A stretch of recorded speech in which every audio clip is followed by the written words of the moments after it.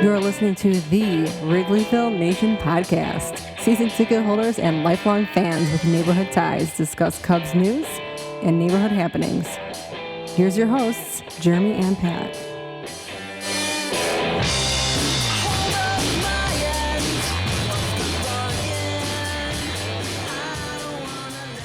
Hello and welcome to the Wrigleyville Nation podcast. This is episode 354 of the podcast. My name is Jeremy Deemer and I'll be your host. And I'm joined as always by my co-host. He's my cousin.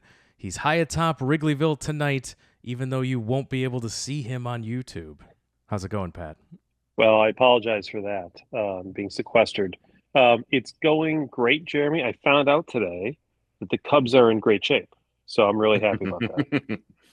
We will get into the Jed Hoyer comments.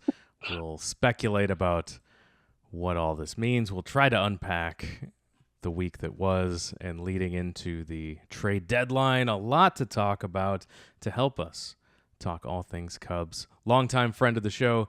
You know him from his fantastic comedy, as well as former host of a Cubs podcast himself, Kevin McCaffrey. Thanks for taking time out to talk Cubs with us tonight. Hey, thank you for asking. I'm always happy to come through, to come onto a podcast I listen to.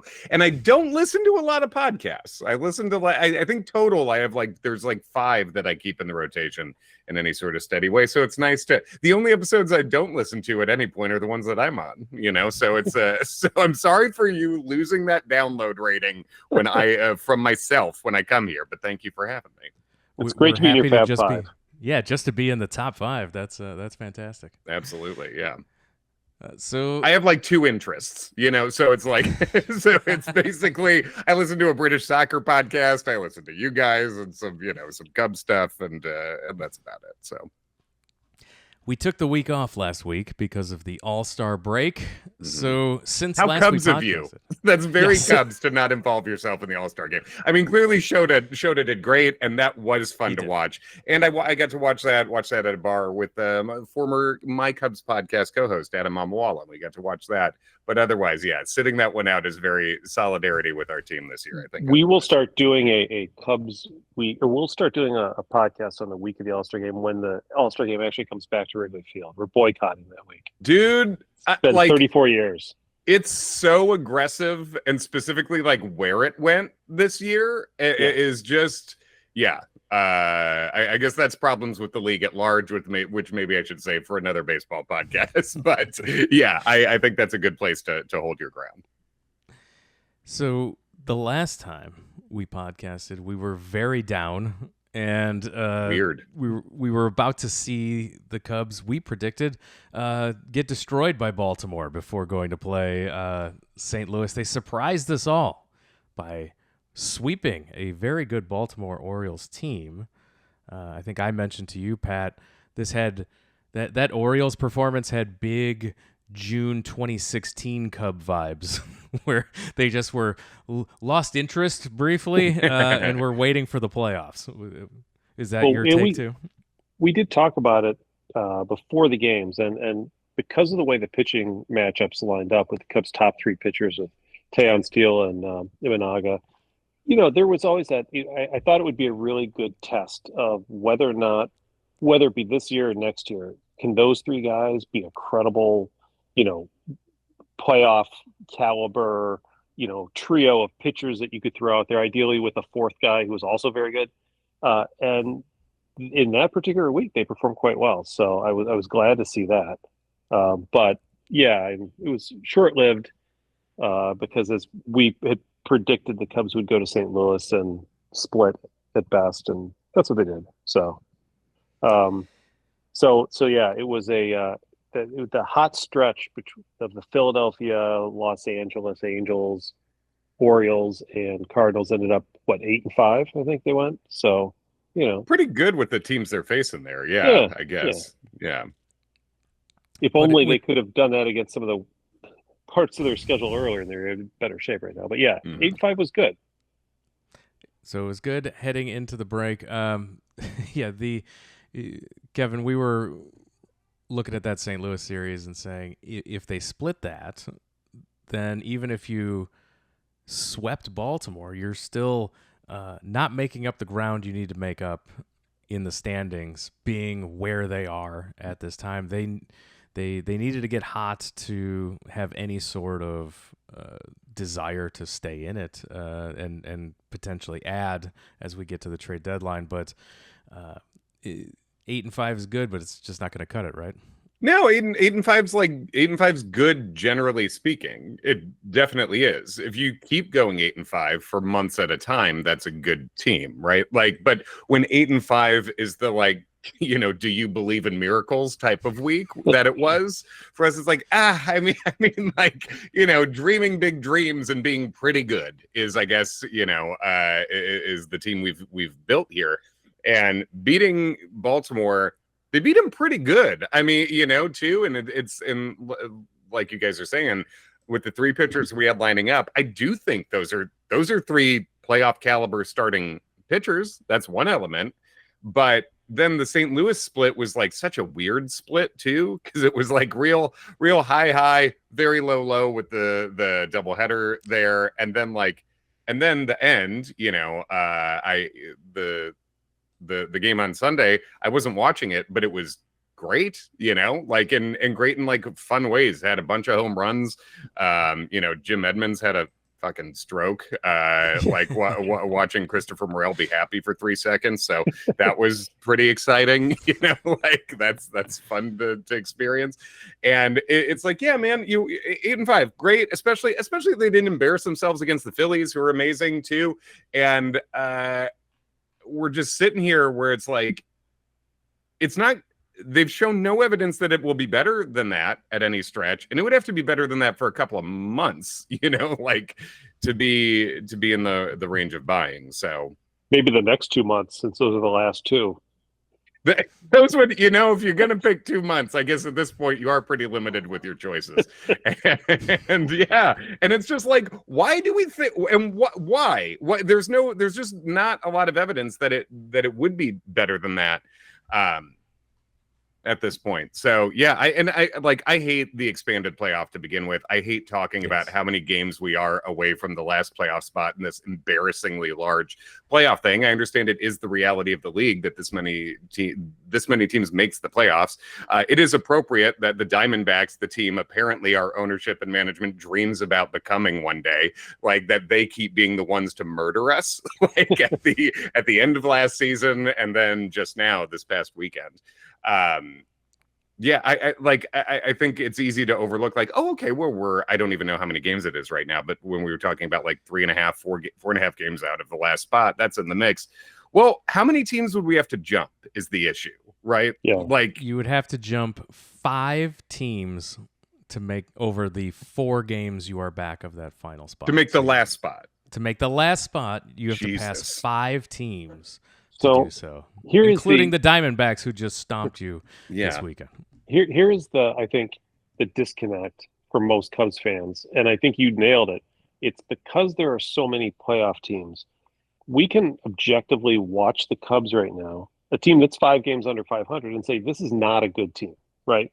We know that because we experience the not being a good team day after day after day, month after month. Literally all of the numbers. And yet you look up and you're like, oh, you're only 4 games out of the playoffs. Well, that's not too bad, right? I mean, if there were 1 wild card and you were 4 games out of the wild card, you'd be probably 5 games over 500, and it would just feel different, right? You'd say, look, this is a team that could actually do something. If we do get hot, we could be 10 games over quickly. But because their record is so bad, because they play so poorly, the fact that they're only 4 games out doesn't feel like a surmountable number the way it might otherwise feel. And then you throw in the 5 teams ahead of them and hey, the Cubs could get hot and catch up those games. Yeah, but what's more likely? That one of the other 5 or 6 teams above us gets hot too, or just us? Yeah, well, yeah, and I think that's like, and that reminds me of a vibe that I think I've seen Cubs fans at large have over the last couple of years in particular, where we've gotten to a place where we're viewing our own team in such through such a specific prism, both with like our prospects and our players, where almost we're giving the team too much credit for like arguments you could make for why they could be good, as opposed to just being like, they like we know they're not good enough, right? And you're like, oh, I could see how this team goes on a streak. Yes, but that's excluding the existence of every other team on their own, of their own identity. All these teams can go on a streak. We would need for all of them to not go on a streak, and for us to be the only one. It's the very same argument of, well, we've got a great farm system. I'm like, as does every other team in our division, sadly, right? Yeah, or absolutely. We've got the most injuries this year, so but for that, it's like, no, actually, the Braves lost the best player in baseball for the year, and maybe the best pitcher in baseball on opening day, and in Acuna and Strider, and they just lost Albies. Like, you only see it through the prism of your own experience, and you forget, oh wow, other teams have really had a lot of the same struggles or issues, or have a lot of the same potential that we have, but we're only thinking about our own, not about any. It's inconceivable that anybody else could get better or could suffer other injuries commensurate with ours. If Mookie Betts were on the Cubs, he'd be the best player. And if he went down for a season-ending injury, season's over. Pack it up. Like, this team's done. The Dodgers, not missing a beat. Like, they are still going strong. You mentioned four other best players in baseball. Exactly. Yeah. You mentioned that if there was only one wild card spot, the Atlanta Braves would have it, and they're 9 games over 500. Yeah. So, and they lost the 2 players you just mentioned, which are between Spencer Strider and Acuna. That's I don't know what that's 13 game wins over replacement. You would think roughly it's in that zone. And it's like, well, we've missed, Mike Tauchman on steroids, Cody Bellinger for like a little bit, and they're not even that good steroids this year, honestly. if that's how we're doing the description, and that it sucks. He's a good player, and it would be nice to have him for more. We miss Justin Steele, who's a great pitcher. We missed him for a number of starts at the beginning, but it's just, I mean, you talk about all those players that are missing, and you're saying the farm systems in our division that are also good. Also, the Brewers lost the manager that we have, and they lost Corbin Burns and Brandon Woodruff. And Devin Williams, top closer in two of the top starters in baseball. Yeah, and they're smoking everybody in this division. So, I don't know. It's a bummer that it and I don't want to keep, now that I'm very grateful to be a friend of the show that's appeared here a number of times. I don't want to just repeat myself from other times, but this is one thing that does make me sad about the way this team is built and the lack of ambition. I think that has led to it is thinking about this way as Cubs fans. It's so reminiscent of how we would think about the Cubs in the mid 2000s or the late 90s, where it's well, you get on a streak, or maybe you can get at that last wild card thingy, and it's just that. Why are we here? We shouldn't be here. We know better. That's the point. Yes. And it's so much more excusable to me to be we're too dumb to be good than to choose to be not good enough. And I think that's where we sit right now. What does our GM have to say about this? Our president of baseball operations, I should say. Jed Hoyer spoke to the baseball media today, Cubs media, and basically Jed Hoyer says that the Cubs are not going to make any rental acquisitions unless they rip off a huge winning streak right up to the deadline. He says the next 7 games obviously matter, but with the trade deadline coming, even if they won the next 7 games, they would still be 2 games over 500 and still outside the playoffs potentially. So Jed Hoyer says that the focus of deals at the deadline will be moves that could help the Cubs for 2025 and beyond. So that doesn't necessarily mean buying or selling, but for the right offer. So you'll see some stuff, it sounds like picking around the edges, not any major deals. And I think the big comment that came out of here was Jed Hoyer on his job status to Jesse Rogers. He says, after a disappointing 101 games for the Cubs, quote, "The minute I become part of the conversation, I'm not making good decisions anymore. It's simply about trying to make good decisions for the organizations. I feel great about where the organization is. End quote. The word great doing a lot of heavy lifting there, Kevin. I can't believe, and this is something I said several years ago. I mean, a lot of years ago, actually. I remember saying this after the big sell-off in mid-2021 when he came out and then was like saying things that Anthony Rizzo was like, well, that's not even the case. And also, why is he talking about this? Where I was like, how is this guy who seems to be, I mean, he can say English words in a way that I understand. So I guess, so when I say he's well-spoken, I guess that's what I mean. Because I don't get how he's such an ineffective communicator after this many years in the game. He wasn't even new when he showed up as the number 2 here. He had been in the game quite a while to that point at quite a high level. And he's here and still biffing it to this degree that I think like people got mad at Theo for being like the offense broke and nothing happened after that. And I understand that, but I remember arguing with people where they're like Theo was lying, and I was like, he wasn't lying. It's like he knew the offense is broke and they didn't fix it. That doesn't mean he lied. It's just, they didn't do a good enough job after that. I agree, but like it's so tone deaf to be like, I feel great about where the organization is. He's talking about, okay, we're competing in 2025. He took over when exactly? This was like end of 2020, correct? Yeah. Just in time to trade Yu Darvish. Darvish trade started this in 2020. Cut Kyle Schwarber. And to cut Kyle Schwarber to have $1.5 million in savings to sign Jock Peterson, who they then traded for Bryce Ball, who is now a Philadelphia Philly in their organization with everyone else we should have signed. But he's been the guy in charge since then. Theo took over in 2011, and do you guys remember where we were like in 2015? How did like the time span now? He's had more time, and by the way, that's not even counting the fact that he was number 2 in charge the whole time before that. Well, the difference is 2011 to 2015. That was a complete teardown. This is just a rebuild. This is a retool. Yeah. So, my God, remember that? what a tooling it is. It is so tooled. So I think, well, knowing this Cubs team, they will neither go on a 7-0 run, nor will they lose the 7 games. They will go 4-3, 3-4, something like that, right? I was going to say 4-3 because that's slightly more annoying. It's that's what I feel. So that's what they're going to do. And then at the trade deadline, they will neither be good enough to justify trading major pieces of their minor organization to get rentals, which probably is true, nor will they be so bad as to want to really like just trade off like major pieces, I think.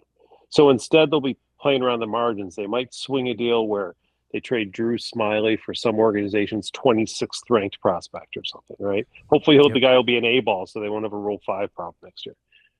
They might be able to unload a Hector Neris if they throw in some money. They might be able to cut Mastroboni and Madrigal if they ever get the gumption to do so, or give Patrick Wisdom to somebody just as a thank you for all the years he put in, so he can be a pinch hitter on a in a pennant race or something. And a playoff team, which is honestly that's what Patrick Wisdom should be. That was it is, and they won't get anything for him. They might save $200,000 or whatever in salary or whatever, something like that. That's kind of what they're looking at. I don't think that he would do anything daring like trading a Justin Steele or even a Tyon, I guess, would be the next sort of level down in terms of a trade.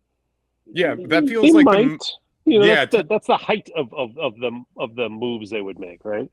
Yeah, Tyon to me seems like I guess the place where like plausible and daring or some level of ambitious might be, right? Because like he's got he still has a little more time on the deal going forward. 2 more years.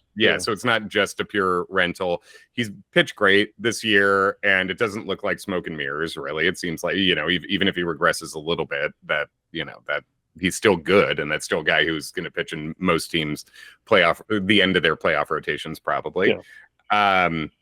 But yeah, it's so weird how we're this deep into that retooling that you just said, and we're in like the least clear or good position to sell that I can remember.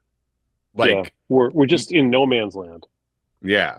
It's like the Bulls when they win 38 games a year. You're not getting a good draft pick. Yeah. But you're not going to get to the second round of the playoffs. You're just in the dead zone. That's one of the most damning things you can say is that like Jed Hoyer is team president of this team in a way that makes you think like, wait, does Jerry Reinsdorf own us too? Like, does he like, is that like, is that, how did we get to this just middle ground of no chance of excellence as a team? And then also not committing to bottoming out. And just thinking back to that 2021 sell-off, my God, how can you not commit to bottoming out at that point? You sold everything. Like it's bizarre. The problem is where Jed decided to commit. And that is Nico Horner, that's Ian Happ, Seiya Suzuki, a bunch of guys who are just okay. And okay. Wasn't Brandon Freeman or Kevin Gosman, No. And Dansby Swanson was the fourth best shortstop in that class, sixth best if you include the year before. So you got the players locked up that you wanted to, that are just average. You didn't go get any superstars, and you tried to got a bunch of deals. It's almost like a fantasy baseball auction draft where you got a bunch of the mid-range guys, but none of them are going to put you over the top, but they cost enough money that it prevents you apparently from getting players who do. And so there's no Juan Soto, that's the thing about Taillon. Like if the Cubs traded Taillon and got, some good third base prospect, for example, or something like that, I'd say, oh, that's fine as long as they commit to getting Corbin Burns in the offseason or pay a lot of money to get yet a guy who's as good or better than Taillon to augment the Imanaga, Steele, hopefully Horton, or any of the other guys if they're healthy. But that's not going to happen in real life, right? Like they'll just be down a pitcher. Yeah, unless they totally change who they are, because it's been so long here to show us so long. And as you mentioned, Jeremy, the shortstop classes of those 2 years is a great example on its own, like of two of the best shortstop classes in like the modern era of free agency. Like that just doesn't happen. And not only did they end up with Dansby Swanson, who I have no beef with, but like he's not, he's having a bad year offensively. But I mean, you look at the baseball card and it's like, well, he was above average offensively twice, like in 7 years or whatever it was. So he sort of is what he is, but it's not just that they signed him. It's that we heard all the reports that they targeted him. That was their number one choice the whole way. And that's why, like, I have no great love for Carlos Correa, but that's why I was like, well, it feels like they have to sign Carlos Correa because there's just no other plus offense that I'm seeing anywhere in this way. Like, you can't just do great defensively, solid. Like, it's like Jed Hoyer came here, stayed here, got elevated, and tried to build the 2015 Royals. And it's like, well, okay, they were great, but also like you're the Cubs. Like act like the Cubs. Act like you have more options than this. That's a great comp. Yeah.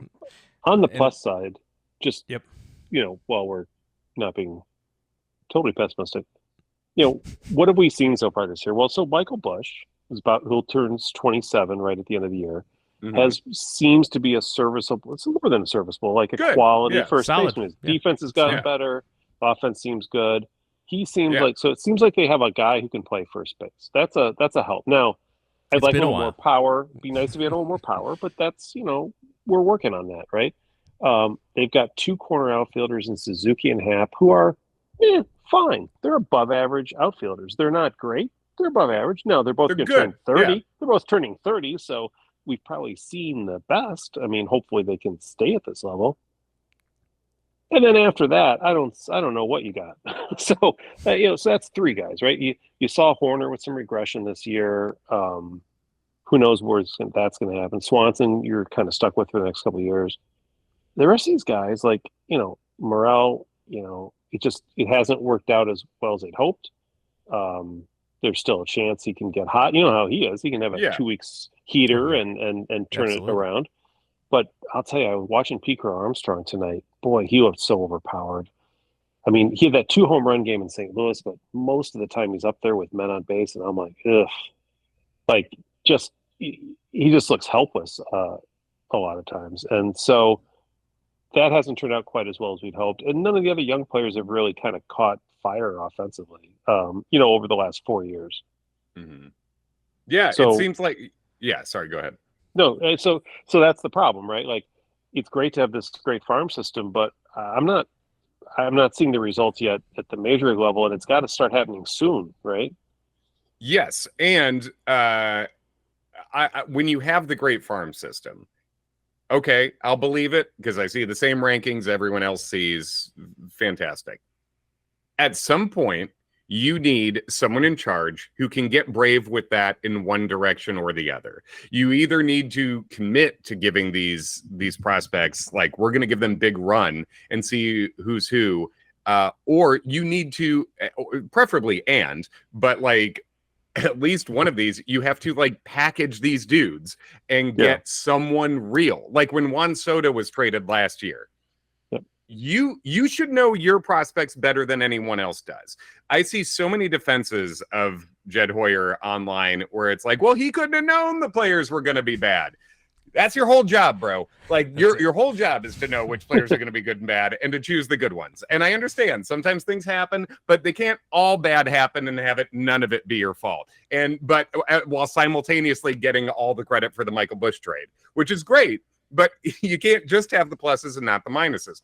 This guy, we need to know and identify, and we need to have a system that can identify which of these many top 100 prospects are going to be the ones we're going to build around, and which one we are going to package for major league talent at their peak value, which is probably close to now. And one thing we know for sure is that we don't need 4 more corner outfielders, despite the fact that we got them lined up in the minors. That's who you chose to give the contracts to, which is like fine. And again, Say and Ian Happ are above average offensive players, and I like that. I genuinely very much liked when they extended Ian Happ. I like that a lot. But you have, as we say, like Canario can't get on the field. We have PCA out there. You signed Bellinger on that deal. Kevin Alcantara is coming up behind him too. Then there's guys like James Triantos, who's the top 100 prospect, who is sort of like, what's his position? We don't know. Do we throw him in the outfield? Does he stick at second? Whatever. Morel. Morel, who's like, remember when they tried Morel in center too? Like they tried that too. So it's like, all right, like, we're supposed to know our own people. So, Jed, tell us who the good ones are, keep those, and then, pick who you're going to build around. And then you got to start dealing from this depth soon in a way that, you got to take some swings at least. Kevin, last question from me, and then we'll let you go here. Appreciate you coming on. Sure. Looking ahead to the trade deadline, is Jed Hoyer still the Cubs general manager at the end of this season going into 2025? And if not, do you think Tom Ricketts kind of puts a leash on what he can and can't trade at the trade deadline? Yeah, that's a good question, because it's hard to tell how involved Ricketts is at that level to me, like at the trading. I do believe Bryce Harper's not a Cub because Ricketts said it. I do believe Theo wanted that and was planning on it, and that Ricketts got in the way of that. I honestly think Jed's the Cubs president till the end of next year is what I think he's definitely with the team till the end of this year, and I think he's probably with the team till the end of next year. But I guess I'm curious how you feel, and do you want it to go either way personally? Because I'll tell you my feeling in general. I think Jed Hoyer has always acted like he wants to be a really good team president of the like Cincinnati Reds or the Minnesota Twins. And I say that's arrogance from me to say the Minnesota Twins, because they've been better than us every year for the last 7 years, I think. So literally, I looked it up, but it is like, I don't think he's stupid or terrible. I just don't think it's I don't feel like he's a fit for the ambition of what this team should be. I think he deserves that opportunity to be to run the Reds or the Twins, or the Pirates. And I think he should take Teller with him. I always call Penn and Teller in my head because like Carter, Carter doesn't talk, so it's like kind of no. I saw him in the booth. What was it, like a day or two ago that Carter was in the booth for an inning, I think. This will tell you exactly where I am emotionally with the Cubs, where when Shota gave up a hit, I was like sad but a little bit happy because I didn't want him to throw a no-hitter and for them to score none. Like I didn't want, and like I was like, at least that nightmare's out of my head for this poor guy who's been amazing. But yeah, I saw Carter in the booth and I was like, even before he said anything, I was like, I guess I don't know what Carter Hawkins looks like. And yet I saw this guy's face and was like, that's a Carter Hawkins looking guy to me. That is just generic white creative player in a video game where you don't change any of the settings. And it's just like brown hair, clean cut, nobody. And he doesn't talk. Yeah. I thought the same thing, but like I don't know what Carter Hawkins sounds like. I'm like, I've never heard him talk. I know what Jed sounds like because he doesn't say anything. That's his shtick, right? Oh God, yeah. And if Hoyer's your pen, the charisma's not there. It's not there. Yeah. No, me personally am curious on what Tom Ricketts' performance metrics are that he holds Jed Hoyer accountable to. If it's a full ballpark underneath the luxury tax, then he's and kind of flirting with a playoff spot. He's doing a great job. And so I don't see him moving off that if that's what he really wants. If Ricketts says this is the year it's been too long without a playoff appearance, we need to guarantee a playoff appearance, and he's not going to make it this year, then he's out at the end of the year. But if it was just around the playoffs are fine, but 2025 you have to be in the playoffs. That's 5 years without being in the playoffs. We have to be in the playoffs. Yeah. So can I revise an expectation? When Theo Epstein first took over the Cubs, I remember him saying, "Every season is precious. Every chance to go to the playoffs is a lottery ticket, even if you make it as the wild card." But he was operating in a different world, right? Where you'd have the the wild card game, right? And then the three divisional teams. There are basically going to be four teams that they're going to be playing. Yeah. So I think he was looking at it through that prism. Now you've got like 6 teams, right? So I don't think it's enough just to say, well, our goal every year is to try to at least make the wild card. Well, that's half the league, right? Your goal should be to be competitive. And by competitive, that means to have a realistic chance of winning a playoff series, once you make the playoffs, right? To get to that last 4 teams or something like that. You know what I mean? Absolutely. In your own league, the 4 teams in your own league, not even of all baseball. You'd be top 8 teams in all of baseball, but you got to make that next step to be equal to what he was talking about back then. And I feel like the Cubs have not only taken it a step back and say, well, we just want to make the playoffs as they currently are constituted, which is 6 teams. But we're not even going to build a team that will definitely make the playoffs with the 16 playoff. We're going to build a team that could make the playoffs in the 16 playoff if 2/3 of things go right and only 1/3 of things go wrong. If it's 50-50, we're not making it. If it's below that, we're worse. It's just, what are we dreaming about? We should not be in a position, and there are, I think, valid arguments to be made about baseball not being like structured in the most fair way. I mean, it's obviously it's the only of the major leagues without like a salary cap of any kind, which personally I don't mind. Like I think people should get paid as much as they can possibly get paid because they're the talent. But we happen to root for a team that is one of the superpowers in a financial way. We are. Correct. And that might not be fair, but in most parts of my life, I don't get to root for the superpower. Right. We don't. I don't get to be part of that. We get to be the middle class people. Yeah, that's I grew up with a single mom special ed teacher. Yeah. I haven't lived like that. That's not been my experience on this earth. So now rooting for a sports team that should operate like that and does not operate like that, doesn't take advantage of those things. Like the way the current expanded playoffs, I hate them, but the only upside you can make for them is you give the smallest markets a reason to dream on hitting that and getting in. We should not be dreaming on that. And we certainly shouldn't have a team president who's telling you it's great, who's literally using the word great, as Jeremy pointed out earlier, that, saying, I feel great about the organization. What are you watching? Like, are you just that hardcore? Are you on the Baseball America Patreon? Are you that deep into the rankings that's what you get off on? These rankings that we never see come true. I don't know. And I don't want to be this negative. I want Mark Cuban, I want a Mark Cuban like feel to it. I want an owner who's like, we're rich. We bring in lots of fans. We charge lots of money, but you know what? We're going to spend that money and we're going to try our hardest to build a good team. We might spend a lot of money on Mookie Betts. He might get hurt. It might not work out, but we're going to buy a bunch of Mookie Bettses and do our best. Yeah. That I think would really galvanize fans. We'd be like, well, you know what? Our owner is trying to win.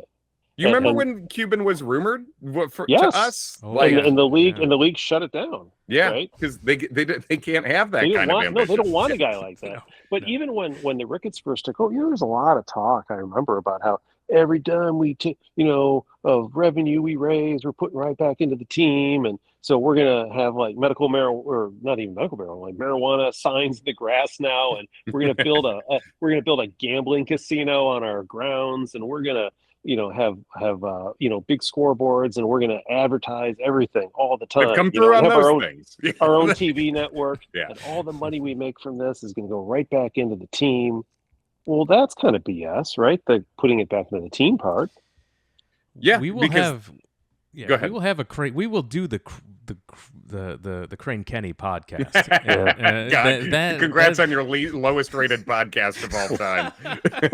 we need to do a deep dive on how they guy found out a way to generate the revenue. Whether it's concerts. I mean, they've done. Look, if I thought that every penny that they were making in revenue generation was going back into the team, I'd be tickled pink. I'd be ecstatic at what a great job they've done of raising revenue, because they sure have, right? But it's not going back into the team, and that's kind of the catch. Well, they always point at how close they are to the luxury tax line, to the CBT threshold, and all that. They point to that. Yeah, okay, you're close. My thing is, that's not how you should be judged here. You should be judged on where you land within this league in a ranking. Yeah.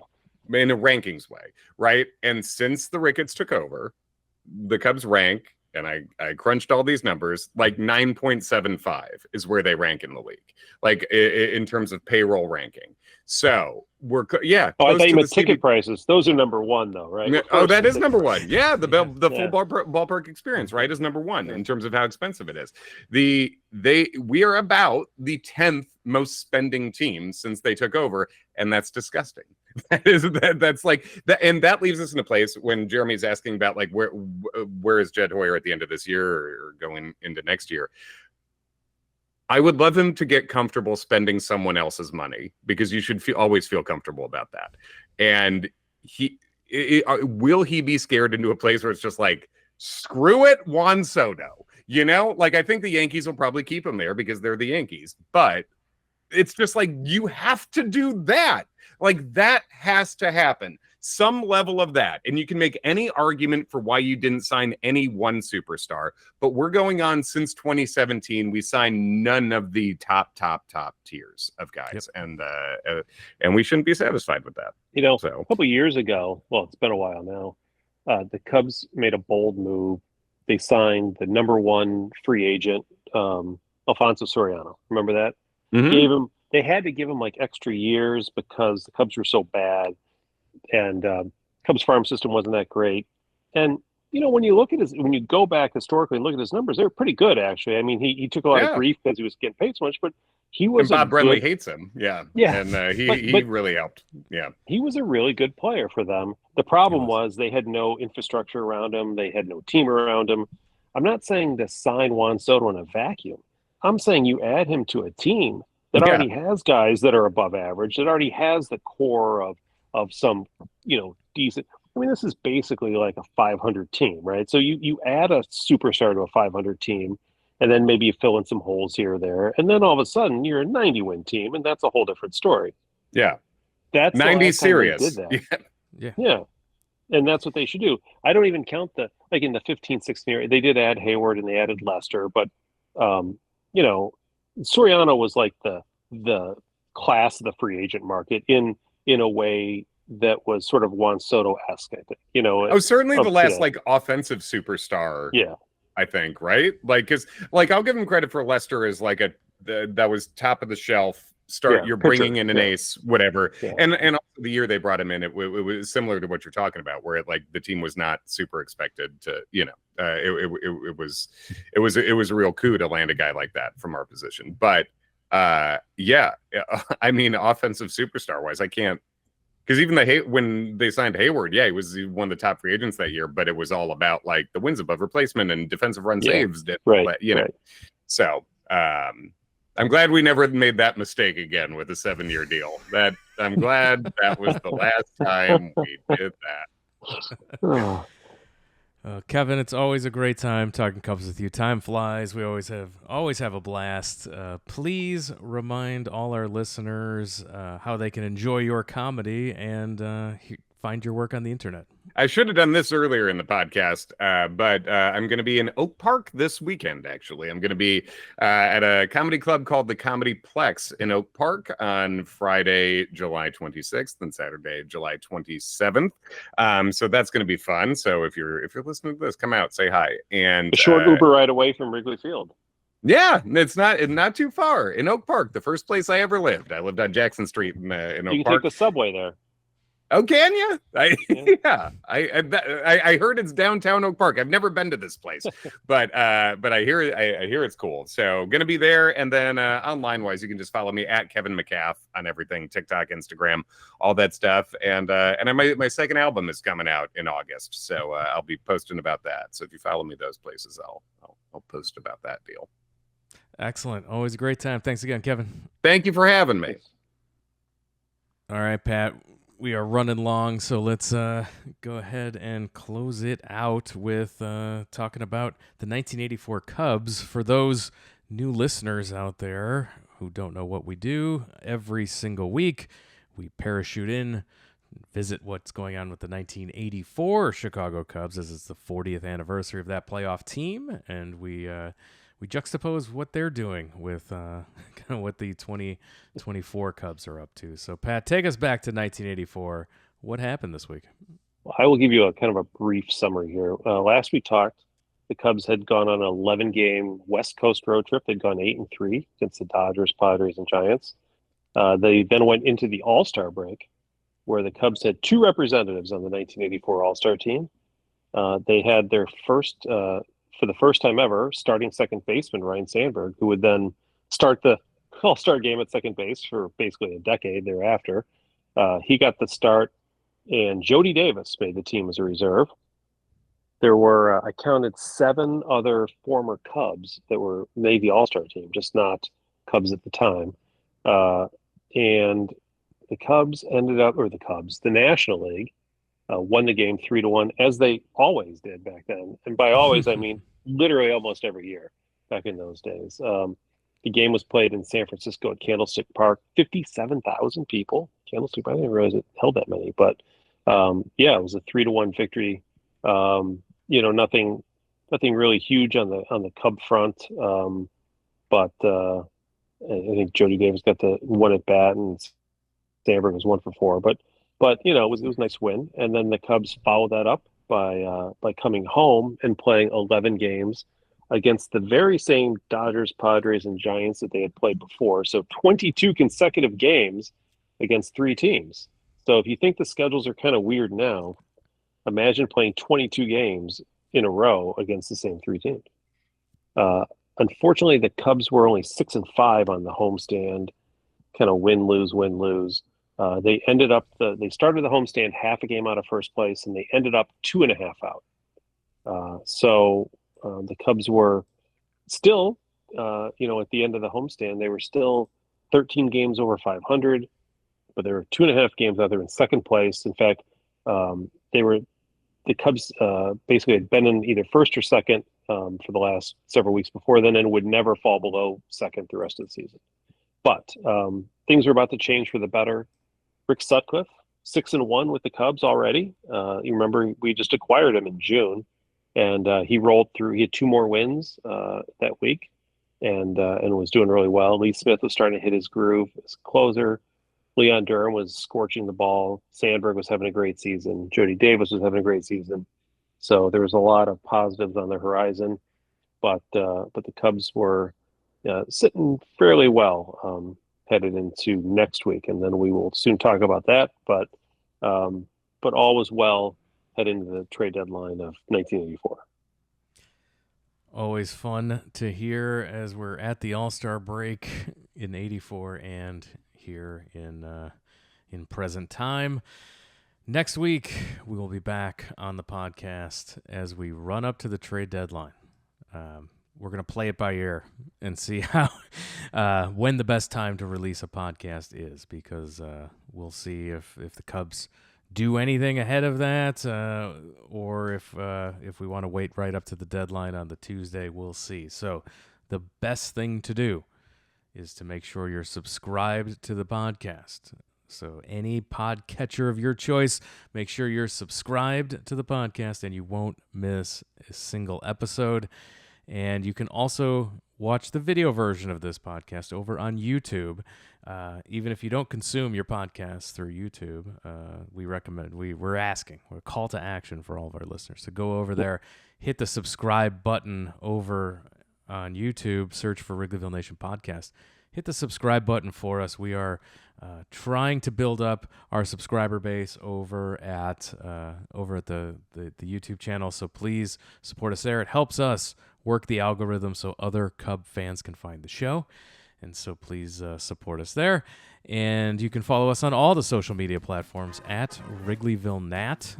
And with that, I think we're going to wrap it up. We're going to call it a podcast. Pat, thank you for joining us. Thank you, Jeremy. I want to thank everyone for listening, and we'll talk to you again next time.